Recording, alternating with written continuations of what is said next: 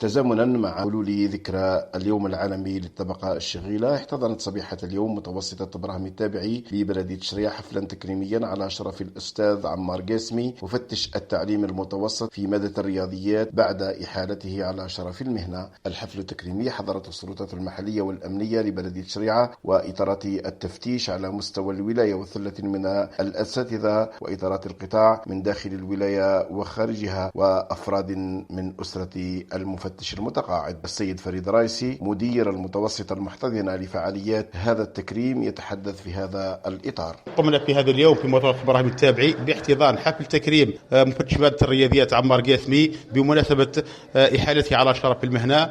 هذا المفتش الذي قضى ما يقارب 43 سنة في خدمة قطاع التربية، أستاذا بالمعهد التكنولوجي، ثم مفتشا، ثم أمينا عاما لمديرية التربية لولاية سقهراس، ثم عاد إلى التفتيش، ثم فله منا كل التقدير والاحترام. السيد عادل المرحباوي الأمين العام لمديرية التربية بالولاية نيابة عن مديرية التربية يقول في هذا التكريم: تشرفنا اليوم بحضور حفل تكريم السيد عمار قاسمي مفتش التعليم المتوسط لمادة الرياضيات بعد إحالته شرف المهنة، عرفانا من رجال التربية بالولاية له بالمجهودات الجبارة التي بذلها طيلة مشواره المهني في القطاع. وهذه المبادرة هي لفتة ليست بالغريبة على عمال القطاع. مبادرة التكريم خلفت انطباعا حسنا لدى السيد عمار قاسمي المفتش المحال على شرف المهنة الذي قال متأثر في هذا اليوم البهيج، هذا اليوم الذي أفتخر به، وخاصة وأنا أسمع كلمات الشكر والثناء من فئة راقية ألا وهي فئة الأساتذة أو فئة التربية والتعليم. فعلا يوم رائع جدا وأحس بالفخر والاعتزاز، يوم يبقى في الذاكرة، اليوم مسرور جدا ومبتهج. شكرا للجميع.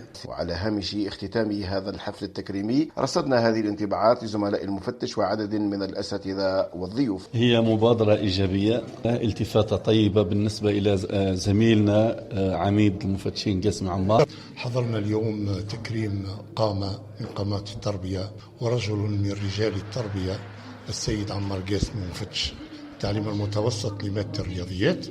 بهذه المناسبة نتمنى له إحالة على شرف المهنة وريحة. أتمنى للأستاذ عمار حياة سعيدة وتقاعد إن شاء الله في صحة وعافية. الأستاذ عمار قاسمي قامة من قامات التربية والتعليم، له منا كل الاحترام والتقدير. لقناتي على اليوتيوب راسلكم أحمد بوقرة. السلام عليكم، لا تنسوا الإعجاب بالفيديو والاشتراك في القناة تشجيعا لنا لنستمر بنشر المزيد إن شاء الله.